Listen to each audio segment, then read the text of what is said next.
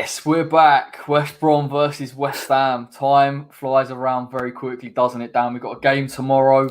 I've been saying it. I'm getting a bit bored of saying it now. Every game feels like a must-win, but it's a final, this isn't more it? so. If we win this game, Surely that's it. We basically got Europa Conference, and then it's up to a couple of results to go our way to get a bit of Europa League.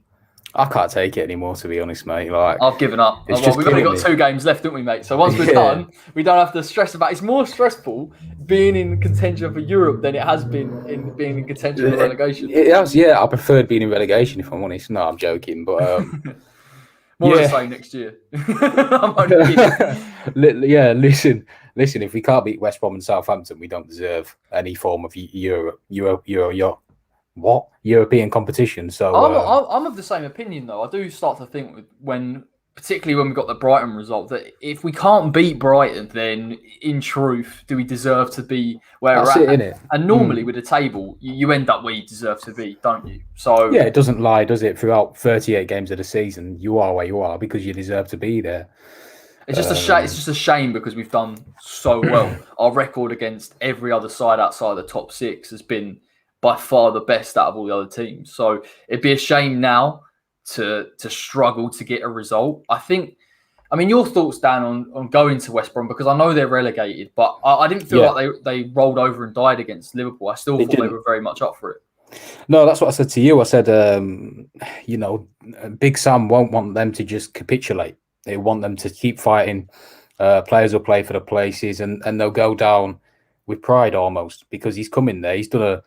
He's done an okay job. When they beat Wolves away in the Black Country Derby, I actually thought, you know what, these lot might stay up because he had a bit about them. But obviously the fate's been sealed now. Big Sam's first ever relegation, couldn't even keep them up. So that goes to show what kind of players are there, what kind of personnel he's got. Do you feel sad about that? Or Big Sam's first? Yeah. To be honest, I wanted to see him keep it going.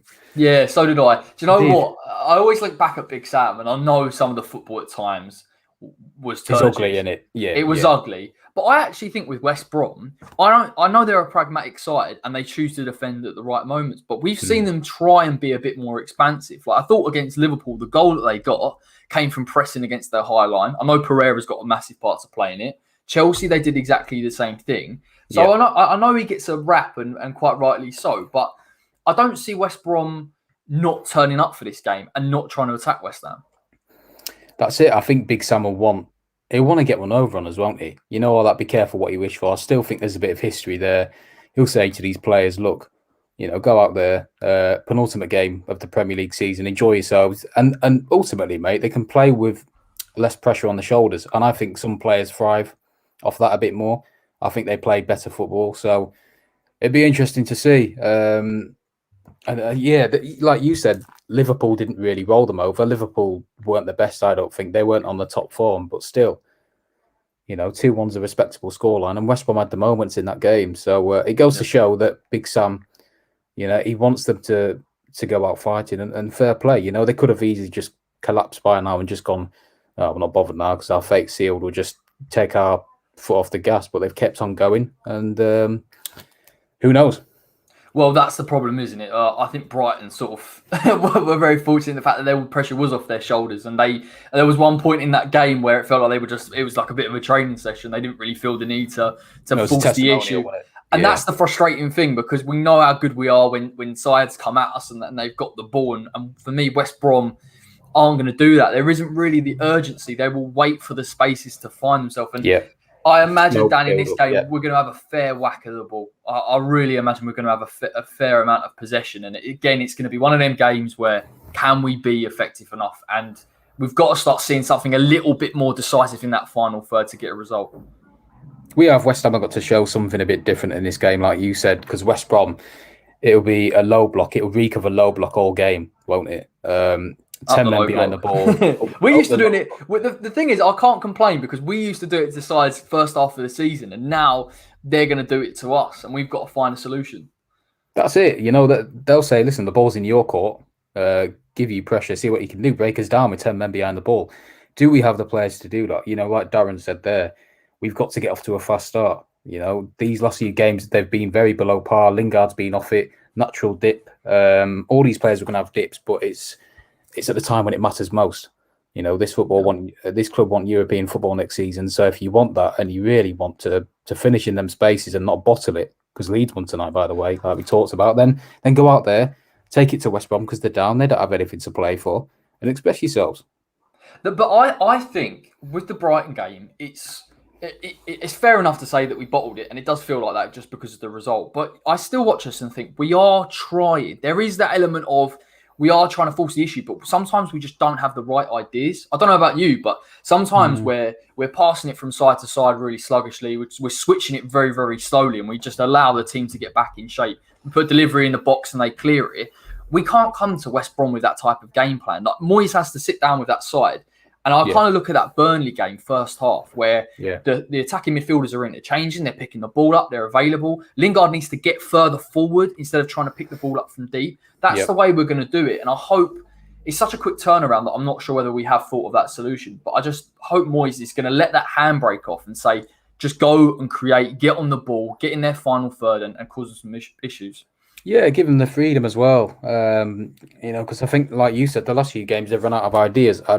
I think that is, the squad depth is detrimental to that. I think it plays a big factor in, say, I saw a comment on Twitter the other day. I don't know what you think about this. It said, if we had Sebastian Haller now, we'd be a lot higher in the table because he's a different option for these teams, like these low block teams where you get the ball in the box, get someone next to Antonio to occupy them rather than Antonio do. I don't know what to make of that. It's all ifs and buts. You can take it with a pinch of salt with Sebastian. Yeah, literally. Yeah, but I do think though, Dan, with that, it's because you've got because the way that West Ham are approaching these sides, using the wide areas and getting balls into the box. Naturally, if you did have two men in there, you would be better.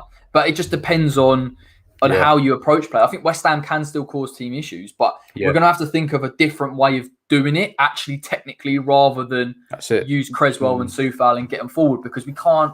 We have got the players. It's not, Lingard, Benrahma, Fornals, these are all good technical players. So we should be able to pick a lot. I think as well, though, Corey, it's a lot to do with Declan Rice being out. I think the last few games we've missed him because he impacts the team, not just obviously him and what he impacts on the game, but it's also the players around him. So if you look at the goals we conceded against Everton, would that happen with Rice in there? Would he be in that position to intercept? Say Lingard, Souček, they could bomb further forward because of the defensive reassurance Rice offers.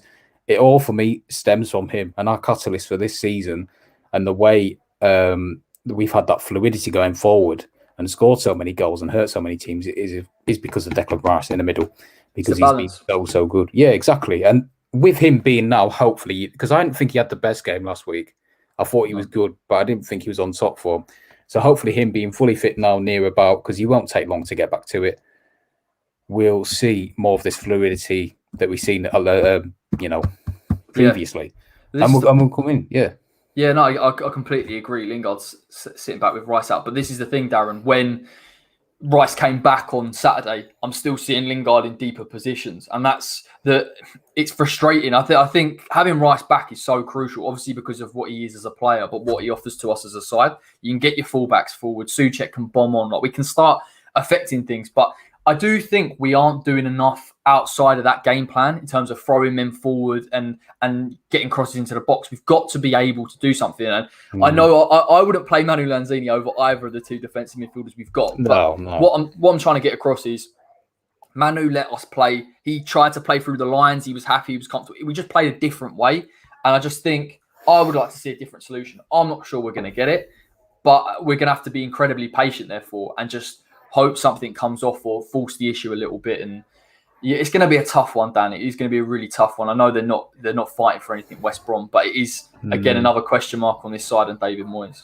Exactly. And touching on Lingard again, mate, finally, the reason why, he had that goal scoring streak and he was such a live wire around Antonio. He was always making them runs. You see the Spurs goal at home where he almost went beyond Antonio, like you've touched on, and fired it in. The Leicester goal where he's lurking around the penalty area, just in them pockets. Villa as well, running beyond. He's got that in his locker because he is a live wire. I just don't think like you said against Brighton, I don't know whether he was instructed to come deep because, they'd obviously sit in a low block for him to get the ball in areas where, I don't know, because I think they'd nullify him in areas he normally is. It's difficult to is it Moyes' instructions, or is it Jesse Lingard thinking I'll drop a bit deeper here to get the ball because I'm not really getting it? It's tough, isn't it? I don't know what it is. I think Moyes, from what we hear, is a big old fan of Jesse Lingard, and I think he says he goes and visits him, and they've got a really good relationship. Fan, yeah. And I wonder whether and I know maybe I'm simplifying it too much, but he sits with Lingard and thinks, "Do what you want, Jesse. I trust you. You work hard for the side. Go and do what you think you need to do in order to create." But where I felt Lingard was at his most dangerous was firstly carrying the ball from deep, which I never knew he had in his locker. But when we played Aston Villa, the first thing I noticed about him was he would go and sit between the midfield. And Villa played a 4-2-3-1. They played a 5-man midfield, but he found those little spaces and we were finding him. And I just want him to be more in that position, or when we're on the transition, he's going above and beyond Mikel Antonio. And I think that's where we can start to cause issues. Not even if he gets the ball, but just if he's dragging a defender away. That's it. That's why Lingard reminds me of Dimitri Payet, because he gets in them pockets, he can carry the ball. I'm not comparing the two, don't worry, but he can get in them areas and he's effective with the ball. Benrahma's very good and he's good in them pockets as well. But I think Jesse offers something a bit different to Benrahma and a bit different to Bowen. They're all different kind of attacking players, which is why we've got so many options and they've scored so many goals between them. But between Jesse and Bowen, I think 15, 16 goals in there. So they're a threat to have, mate.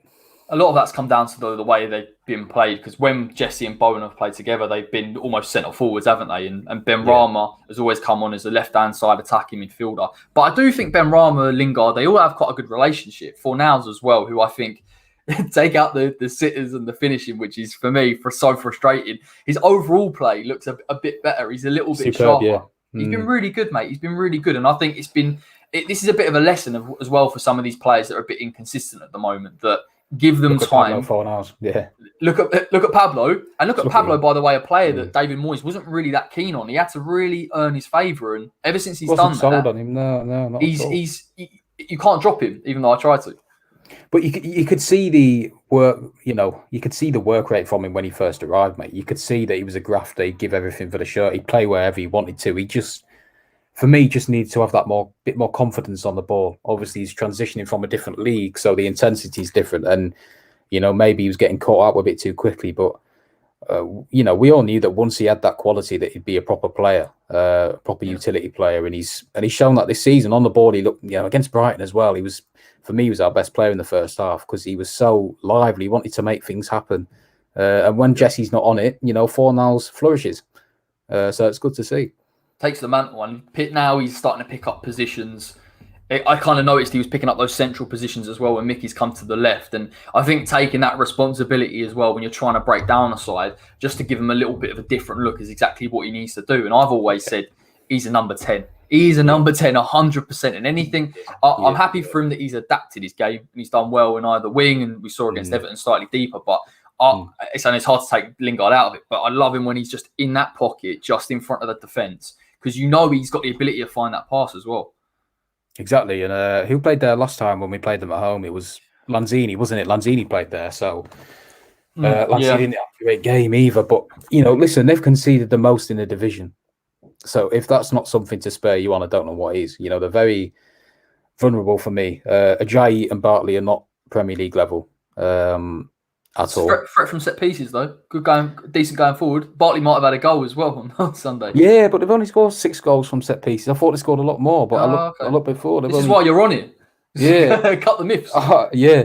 I think they scored, 19 from open play. Only 2 from counter-attacks. So, yeah, but they are a threat from set pieces, especially Ajayi. Ajayi is very good in the air. But against Antonio in the reverse fixture, he really struggled against him. He couldn't handle him. Obviously, Antonio got the winning goal, didn't he? So I think Antonio will be massive in this game. But I'm going to drop this controversial point on you right now. I would rest Pablo Fornals. Would you? I've got him in. Why would you rest him? Just because Benrahma played really well. In the reverse fixture, which is key for me. I think he gave Furlong a nightmare. Obviously, Lanzini played, so he played Lingard ahead of him. And I think Bowen had a good game in the reverse fixture. I just think Fornals has played... Yeah, Fornals has played a lot of games, mate. And, I know it's pivotal, these last 2 games, but I'd go for more of the creative players. Take the game to West Brom. Do you not think Fornals is more creative than Bowen, though? I think Bowen's more of a goal threat, which is what you need at the moment. See, I thought about this with Bowen because he did get that goal against West Brom, and you can't discount that. And I thought the build-up for that is West Ham switching and being very quick and West Brom being pulled out. I just worry about Bowen in this game where if he's coming up against that low block and he can't break it down, is he a bit of a lost player? Whereas I feel Pablo's going to pick up positions naturally more as a number 10 than Bowen, who is either really a centre-forward or a winger. Does that make sense?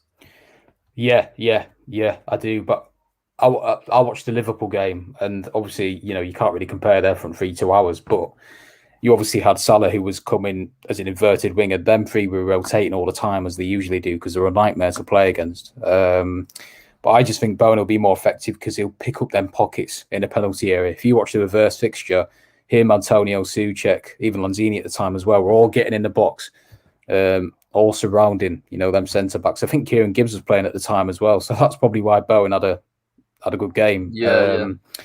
Obviously, Connor Townsend's back now, and he's a good player, but defensively, he's quite.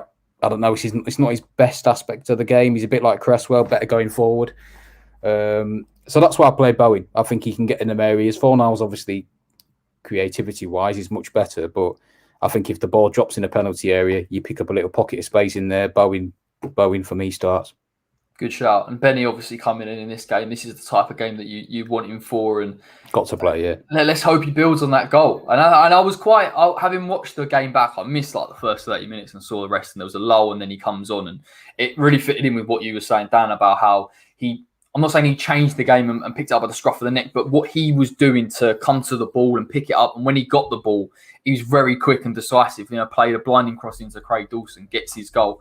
That's, I think, what you need against West Brom. The problem is with Benrahma is you don't really know which one's going to turn up. You don't. No. And if he turns up how the first half against Burnley, when he came on against Brighton, he's gonna have a little bit of joy, to be fair to him, coming into his right hand side, and hopefully that's the difference in this game.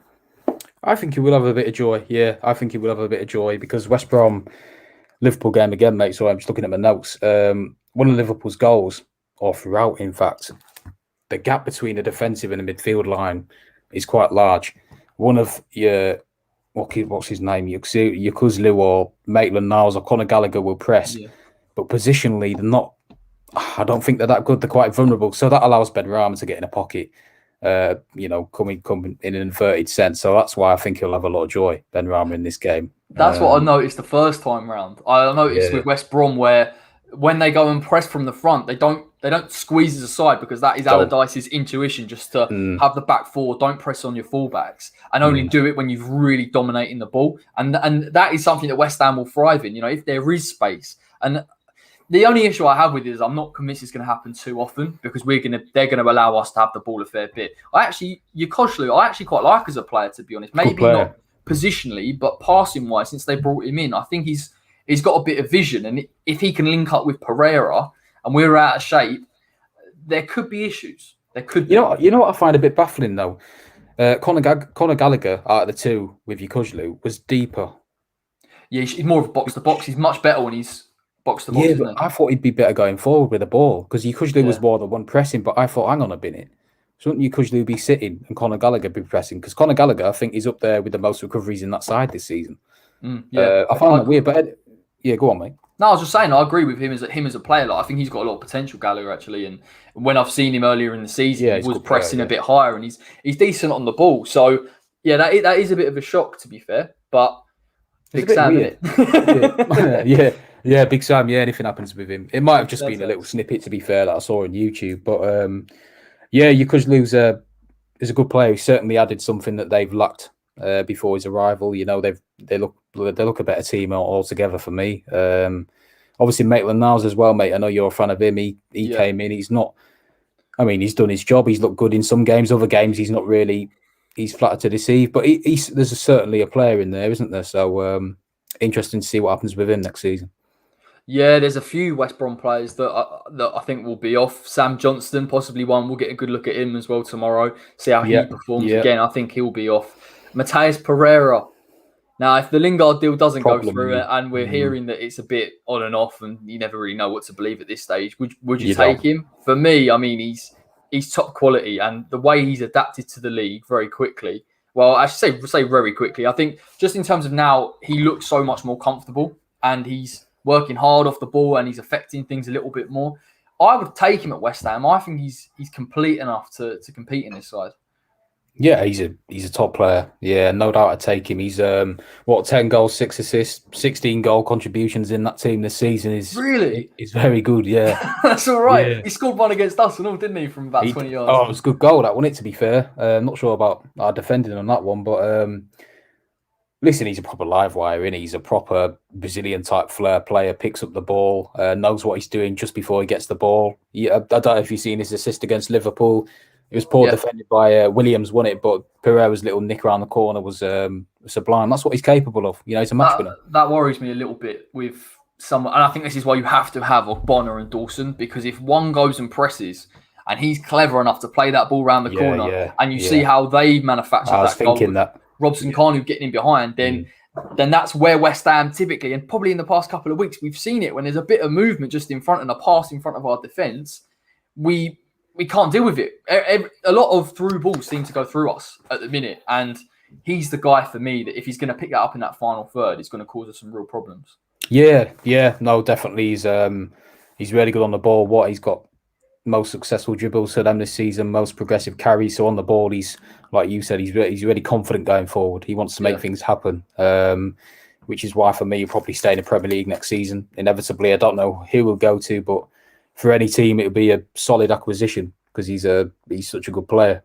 And as well, the fact that now he's proven it in the league as well. Like before, there was a bit of hesitancy, I think, because he's done well in the Championship and you never know how that translates. And the fact now you're seeing him taking that mantle let's be honest, in a struggling West Brom side. And some of the finishes as well against Chelsea, like the composure that he had in those games. I was thinking that's top, because you can have decent technical players in the Championship, but the Premier League with the pressure, we've seen it with Ben Rama when he's flapped sometimes or he's not made the right choice. It is difficult, and I'd definitely take him. £20 million if we couldn't get Lingard in, I would definitely look at him because I think he's ready made to come in and do a decent job. He can't be very old, can he? Pereira, 25, 24. I don't know. But the impressive thing, Dan, isn't it, is the goal contributions. You're saying there's 16 goal contributions in that side, and a side that's not expansive that possibly sits back. Possibly we see West Ham revert to that a little bit next season when the things have changed and we're not as high up the table and chasing games. So you might need a player like that. And if he is decisive in that final third, then possibly one of our attacking midfielders has to come out. So he's an absolute catalyst, isn't he, for them? He just makes things happen. Gets other players involved. What you got? Callum Robinson didn't play against Liverpool, but you've got him and Matt Phillips, two dynamic players running in around him, which creates a problem. Obviously, you got Diagne as well, who doesn't really offer much. He's a problem. Yeah, he gets into some good positions. On the floor, he's not the best, but aerially he's quite decent. I'm stumbling all over my words here, mate.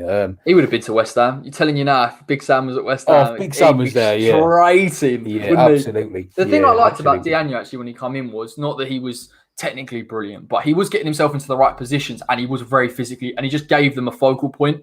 And I think they initially built a side around that. And you mentioned Phillips. I worry a little bit about Phillips on that right-hand side with Cress, just because I know that he's going to try and get at him a little bit, get the overlapping running, take him on, and he's going to cause him some problems. And that's the only thing that worries me about Creswell, because I think sometimes this season he's been found out where you've got a quick player, a dynamic player that will get to the byline. And if you're Big Sam, you've done your homework, you go down that side with Phillips, who's got wonderful crossing ability, and all of a sudden we're in trouble. Yeah, he's got class crossing ability, hasn't he? That's probably his best asset. And if you get Diagne in and around that area, it's a problem. That's probably why they left him and Robinson out, because they'll probably be involved tomorrow night, I would have thought.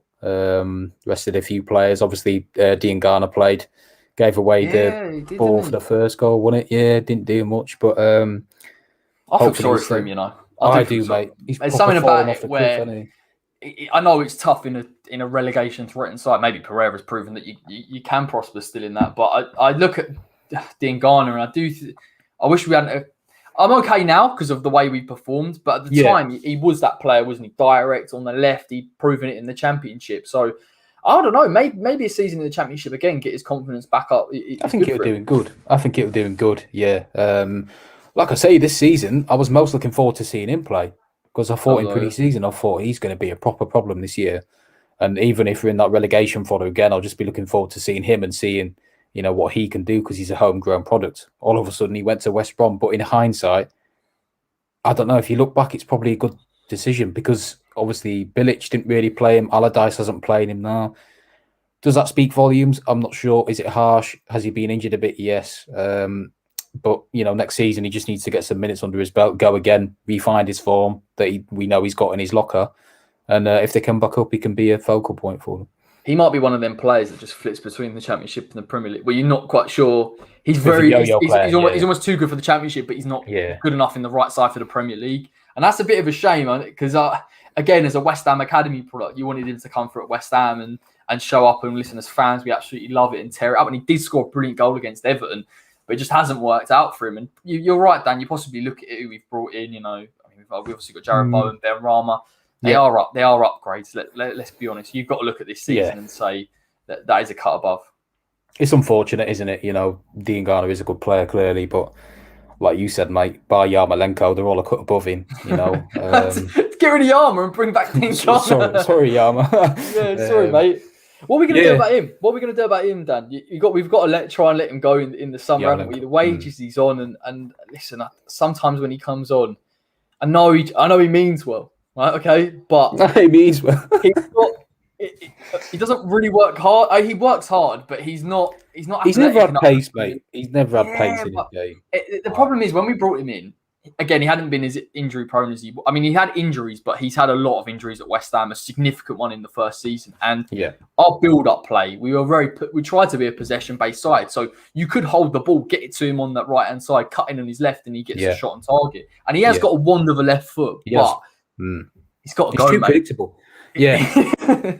Listen, at the time, I thought he was a good signing. Obviously, he's been at Dortmund, he's been at Kiev, he scored a lot of goals where he's been. And he's got a goal. Second highest goal scorer for Ukraine, isn't he? Behind Shevchenko. Yeah. I think he's almost eclipsed it. He's not far off anyway. I think a few goals. But listen, at the time, I thought he was a decent signing. Obviously our squad was weaker than it is now. But the reason why I say to you, mate, during games on Twitter, I say bring Yarmolenko on is because he's got a goal in him. He knows. Yeah, that's the only thing, isn't it? He's sort of, apart from Ben Rama, who showed on Saturday, he feels for me that player that will take a shot from outside the box. And with all due respect to Mikel Antonio, who I think is great in terms of open play and even's got decent movement in the box, he's got to stop shooting from distance. Cut it out. Cut it out. If you can't do it at this stage of your career, you're not going to be doing it. So I know what you mean. And people actually say, I think Dennis has said on the watch along before, where you've got 20 minutes to go. Play him as like a second striker. Get him with Mikel Antonio. Yeah, put him in there. Yeah, where he doesn't have to utilise his pace and he's not too predictable. Because on that right, when you bring him on, every left back knows what he's going to do because he doesn't have a right. I've never seen him use his right foot. Apart from Rudiger. Yeah. Not remembering that Yarmolenko played quite a key role in us staying up last season. But no, he's never really been a problem around the dressing room for all that we know. He's never really stirred up a fuss, but it's time for him to go. Yeah, it's time for us to bring someone younger in, maybe. Maybe.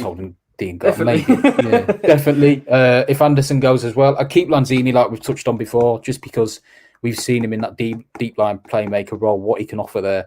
I think that's his role going forward. I think he can, he's a good squad player to have as well, Lanzini, so I'd keep him. But Yarmolenko's, what is he? Most highest paid player as well for West Ham. You've got to shift him on if you can do, for me.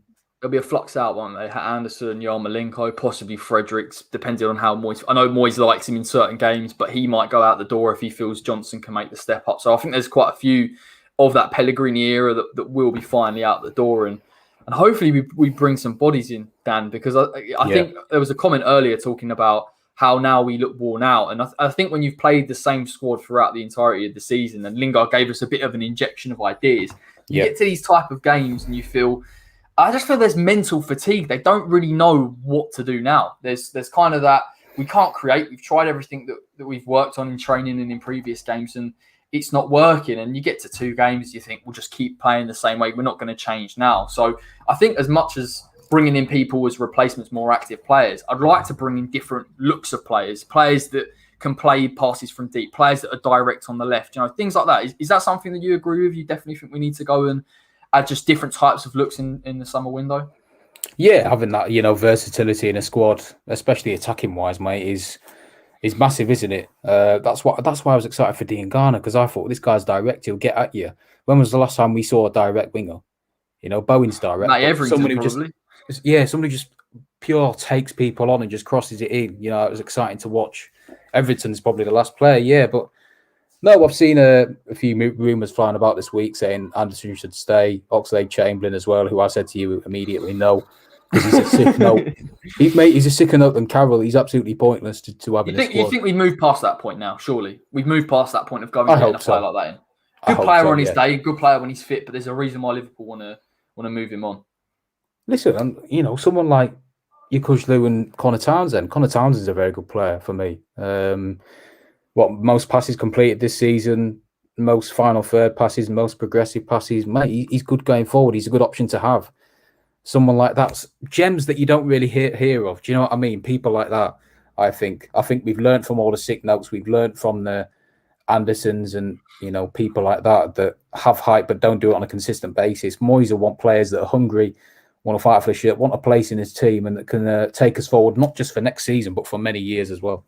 Yeah, and I think he's stopped the rot in terms of just bringing in any old Tom, Dick and Harry, hasn't he? Really, let's be clear. Like we're getting players in now where it is frustrating at times because you're saying there, David, just bring in some bodies. We need it, but he won't bring any old player in. And not for the sake of it, no. That could be frustrating across the summer because I think even what we're seeing with Harry Kane, and I know it's a completely separate issue. Clubs are moving. It's Crystal Palace getting rid of Hodgson, 10 players going out the door. This window is going to be absolutely manic, and I wonder whether as West Ham fans we're sitting there in a European place going, we haven't brought anyone in.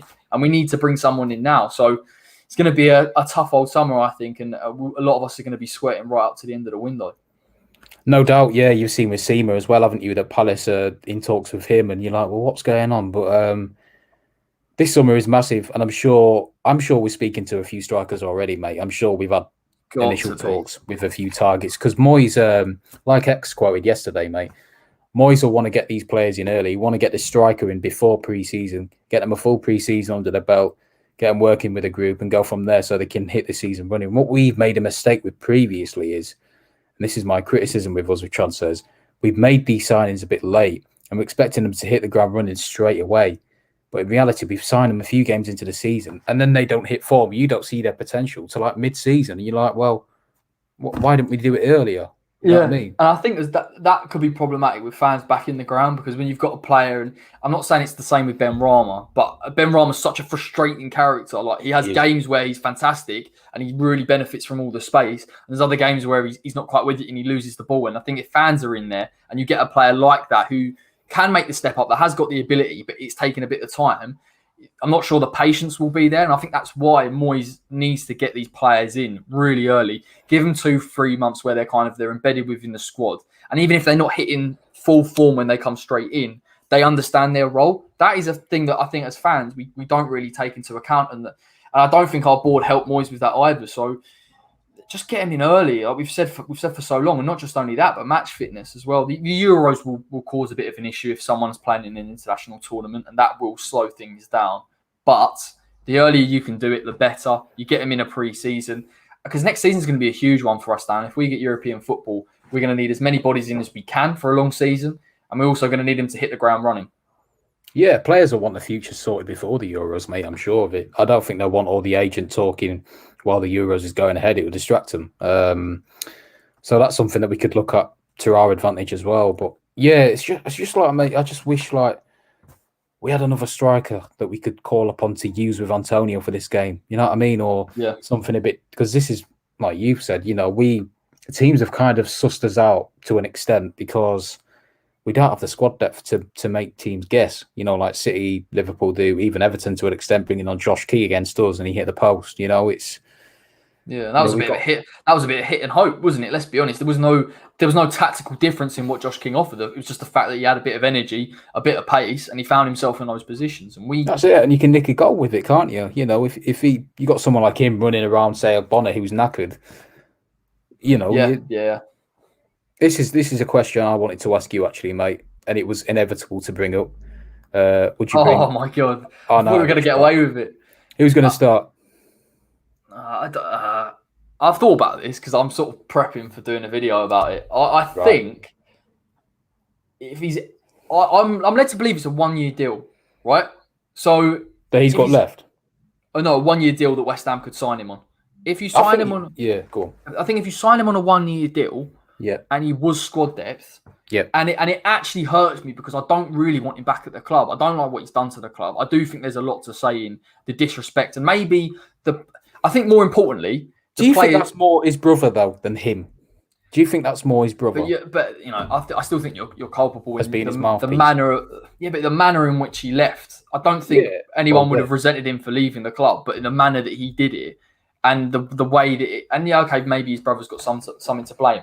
As a fan, though, I don't like the fact that he feels like he's disrespected the club, and that he's got to take responsibility for that. But the difference is, Noble come out the other week and said, we've not got a problem with him. And if the players don't have a problem with him and Moyes doesn't have a problem with him, then he can be used for good effect. And if he's anything of the player that he was, if he's 70-80%, you take him on a 1 year and you have him in the squad, for me, because he's good enough, the playing style. Yeah. If he's half the player that he was when he left to go to China, I'd absolutely take it. It's a no-brainer. And for me, obviously what Nob said on the Peter Crouch podcast spoke volumes of me, that he said all the players love him, Moyes loves him, they're in regular contact. They say Arnautovic isn't a burden, he's actually just a really funny character in the dressing room. I think he was padding it, when people put out feelers, I wonder whether Nobes is... Yeah, I possibly think he was padding it, yeah. But if you had him, Antonio, right, Arnautovic on his own this summer is not enough for strikers. I would be very underwhelmed with it. He is 32, yes, but I feel like he's still the same player. I think there's still like 70% of that player there. I just do. And if you got him in and say a Holacek or someone of that caliber, is that enough next season? It might just get you over the line. I would prefer. Yeah, but there's still doubts there, isn't there? Maybe Abraham as well, but is that too much to ask? What regarding numbers? I think you're right. I think we need 4 strikers. I've always said 4 strikers, and I know it didn't work out for all of them. But when we had 4 strikers under Pellegrini, I felt that we could throw different looks out. We had Hernandez, Arnautovic, Carroll, Perez. Players that were all a little bit different. So I don't think I take him for the squad depth. And the problem is, Dan, we're in such a position now where we don't really have a choice. We need bodies in. And if someone offers you that, you take it. And if the players want him, and we know what the emphasis that Moyes puts on having a player that he wants at the club and trusts, and he does trust Arnie. That is the one thing to remember here. And if he can get him back, he will. I think the board are more reluctant to bring him in, if I'm honest. I think that's what they're more worried about. That's the problem. Yeah, but Moyes will say to them, well, if you don't back with me with money this summer, I'll bring in Arnautovic then, because he's a freebie, isn't he? And that's it for me. But Moyes might want him anyway, mate. That's the thing. But see, that's the thing with this question, though. He won't disrupt the group, though. That's the point. That's what I'm on the fence about, because that would have been my go-to in terms of not bringing him in. But if Mark Noble, who, let's be honest, is Mr. West Ham, mate, really controls the dressing room, and he's got a lot of trust there. And I don't know if you've seen the interview he did with Kevin Nolan. There's a real good group. Yeah, I do think it could be enough. I don't think Arnie will pull a stunt. I hope he wouldn't. In a year deal, I can't see it. This is his last big move, mate. After that, he's not gonna. That's the thing for me. I'd be comfortable with him coming back and not, rumours not circulating about him leaving, because he'll be 33 next year. So is there really going to be one big move? Are Man United going to come calling for him? No. Even if he does perform. And for me, Mr. West Ham, Mark Noble says he's a great guy in the dressing room. He'll only contribute to that spirit they have. That's enough for me, mate. If Mark Noble came out and said, yeah, he's a twat, then fair enough. But, no. No, it's brilliant. No, but it doesn't really sit. It doesn't sit right with me, though. It's still. There's something about it that doesn't sit right with me. I've got to be honest. But from a playing point of view and West Ham's point of view, if we were sitting here against West Brom and it's 0-0, and you looked at that bench and Arnie's on it, even at 32, you're chucking him on. You're chucking him on. He's a problem. Yeah, exactly.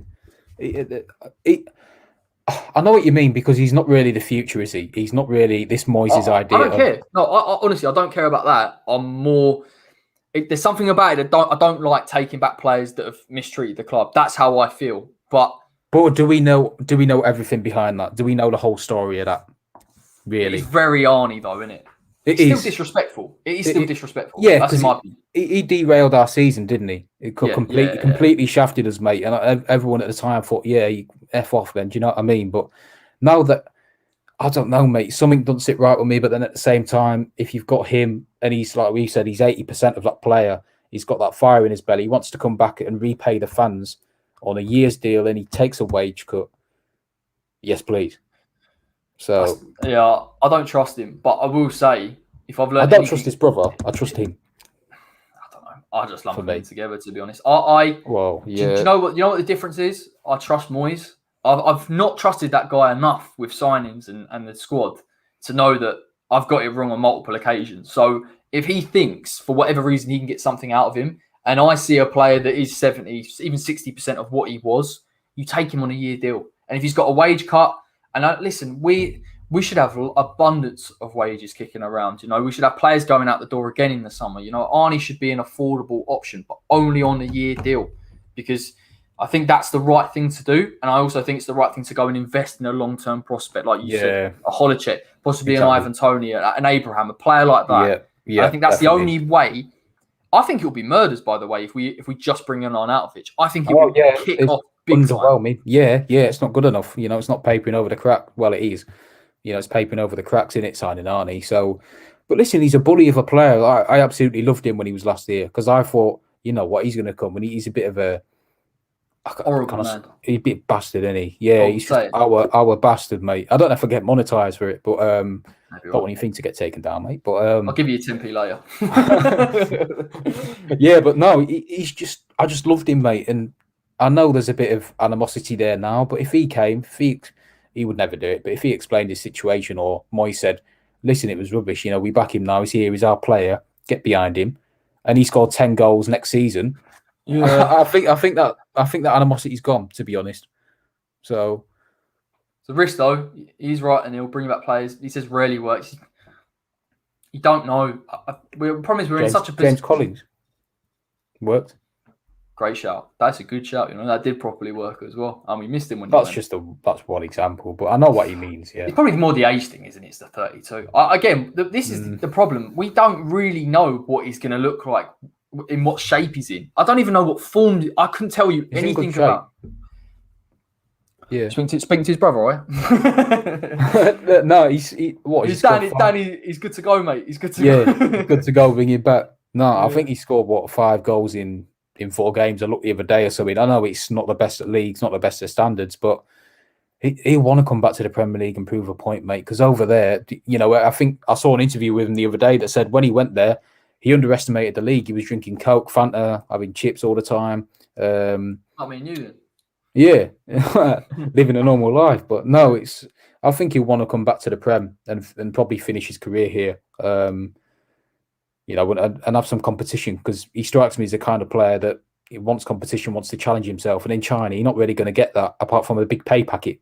So I hope next season is a bit of just to end it, a bit of an amalgamation of certain things happening, where if West Ham are in European football, it's Mark Noble's last season. You know, when we left the bowling and there was that feeling through the season that there's a bit of a galvanising effect on the squad. And that might be enough if you brought in an Arnie to get him on side. And again, with the deal, if it's a year, etc., and we're moving in the right direction, and it could be the right thing. It could be the right thing in terms of where we finish, because next season's going to be tough. And you look at Leeds obviously winning tonight. There's going to be so many clubs going again in that summer transfer window. And naturally with our board, you worry that we get left behind. So anyone we can get on board in the squad as quick as possible, it means everything. Because obviously we won't be the same level that we are this season. But I do trust Moyes if we can get the right signings in to push for top half and possibly a cup. And that would be a good season for Mark Noble's last hurrah. Yeah, it would be massive. You know, X said this week, didn't he, that Moyes might want to do a few nitty-gritty deals, a few cheap deals, like Souček and Kufar, which, you know, when you look at it, you think, oh, here we go again. You know, it's going to be another underwhelming summer. But I can't argue that. I can't argue with the signings though he's brought in. I can't. They've all been. Oh, they've all been top drawer. That's the thing. How many times has that come off with Vladimir Kufar for £5 million and a Souček? Doesn't know, does it? But I mean, yeah. But he would have okayed Bowen and players like that, and definitely, even Benny to a degree is starting to come good now. So yeah, I think you've got to try. Listen, I've got no problem in getting cheap deals. I've always said I don't care about the price tag, just the right type of players. But I will say quantity is important, almost as important as quality, because of the thinness of it. And hopefully we'll find out. I mean, Dan, let's be honest, probably in the next few weeks with the Euros kicking off and everything after, we're going to know very shortly how West Ham are going to approach this transfer window. But we will be here on the West Ham way to cast our eye all over it. We'll get stats out. We'll do transfer targets. Get a wand out. For the Euros, we'll do some bits and bobs as well, just to keep it interactive. And listen, when we're back in the ground next season, I'm sure we'll have a lot more things to talk about and engage people with. But Dan, any last thoughts before we leave it? And obviously we've got that massive game tomorrow. What do you reckon the score's going to be? Oh, I'm going to be a fence sitter. Fence sitter. I've been thinking about this all day, mate, and I can't come to a decision still. All day? Not all day. I don't know what to say. Yeah, I've just been there in the dark corner thinking of the result. But flannel over it. No phone, nothing, mate. Just me staring at a wall. Sit in the corner. Anyways, score, mate. You go first because I can't decide, to be honest. I've got a horrible feeling.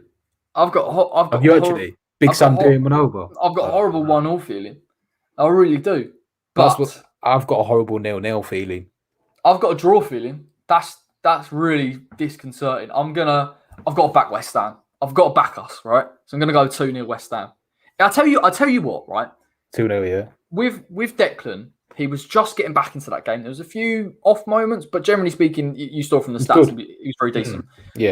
And I hope that with the players fit that we've got, Angelo, we've got Craig Dawson, Ogbonna, our first choice back four, goalkeeper, holding midfielders, we can go out and win 2-0. But there is this horrible nagging feeling in the back of my head that they're going to do something. We're going to have the same problem breaking them down. But I am going to go 2-0, stuff it, because I am going to back West Ham, obviously. You know what? Because they concede 1.9 goals per game, I think we'll win 3-1. God, imagine that. I'll be buzzing, man. I'll be buzzing. Yeah, I think they'll score. We'll equalise, and then the floodgates will just open because they'll go for it a bit more. Big Sam will be like on the touchline, angry, saying, "Go for it a bit more," and then I think Lingard will get go for it. I think Lingard will get a couple, and that'll be it, and that'll confirm finally our European thing for next season because I'm sick of it, mate. What the season or what? Just the European? I'm sick of football, mate. No, I'm joking. It's the same. Should we just quit? I just hate thinking in the back of my head, subconsciously we're going to bottle it. Do you know what? I think come with the man, come with the hour, come with the man. Declan Rice with a bullet header from a set piece. I'll tell you what, I think that would be galvanising just in itself. Declan getting a goal as a captain of West Ham and knowing what it means, and I think we should, on paper, it sounds a bit embarrassing. I'll be buzzing with a 3-1 win against West Brom. We should be thinking that might be the eventuality, but it's just because it's West Ham, because it's the running and because of the way. And our form's not been great in the past 5. Let's be honest. It actually has tailed off massively. 3 of our last 5 we've lost, haven't we? I'm not used to losing anymore. Yeah, you know what's going to happen to annoy you? Yarmolenko's going to come off the bench and score the winner. I hope he does. Now, what I will say about any of these players that people are on, some people with players are a bit like, I told you so. I was right about this player. I couldn't care less. I hope every single Twitter's player full of it, yeah. proves me wrong. Craig Dawson, proves me wrong because I think I only care about West Ham winning. The club's bigger than individual players. Exactly. Even though we like Declan Rice and Suchek, it'd be great, and they're brilliant lads. But again, just getting that win tomorrow, I don't care how it happens. Don't care whether it's scrappy, horrible, tepid performance. The 3 points is all that matters. And then, of course, we'll have the game on Sunday. That's going to be a big one as well, Dan. But any last thoughts other than score predictions? You all good to go? Wrap this up, put the kettle on, watch Line of Duty.